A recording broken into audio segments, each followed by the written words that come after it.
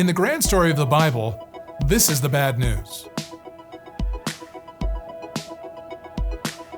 In our last video, we answered our first ultimate worldview question, what is the world?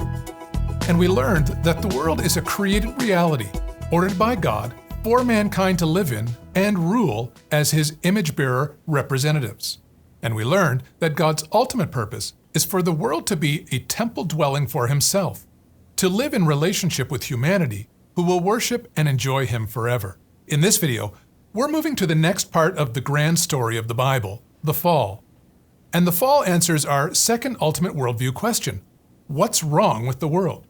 You know, you don't have to look very hard to see that the world is far from resembling a perfect temple dwelling for mankind to rule. Every day we see examples of humanity turned against itself and creation turned against humanity.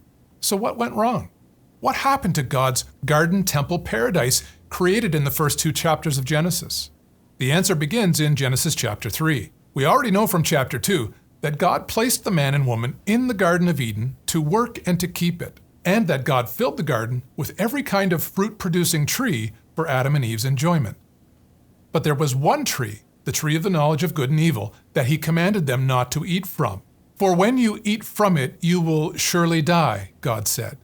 In Genesis chapter 3, the devil, in the form of a serpent, tempts Adam and Eve with the idea that God wasn't being honest with them, that He was holding back from them something very good.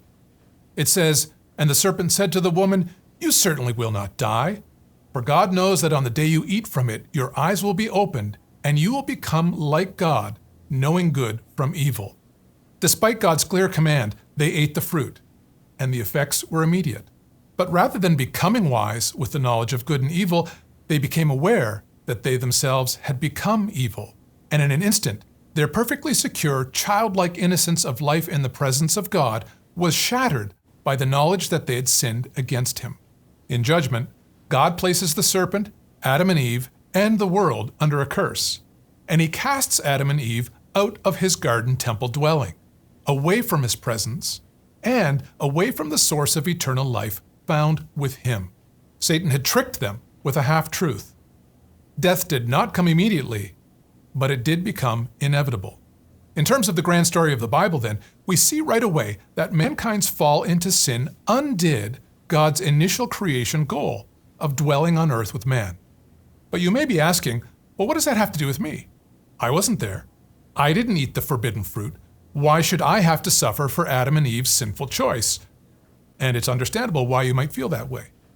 Except for two things. First, if you were in Adam and Eve's place, do you really think you would have made a different choice? And second, in a way, you were there. We all were. The Bible teaches us that since we all share the same parents, we also share the same nature. Since we're all Adam and Eve's descendants, we've all inherited their sinful nature and therefore their guilt before God.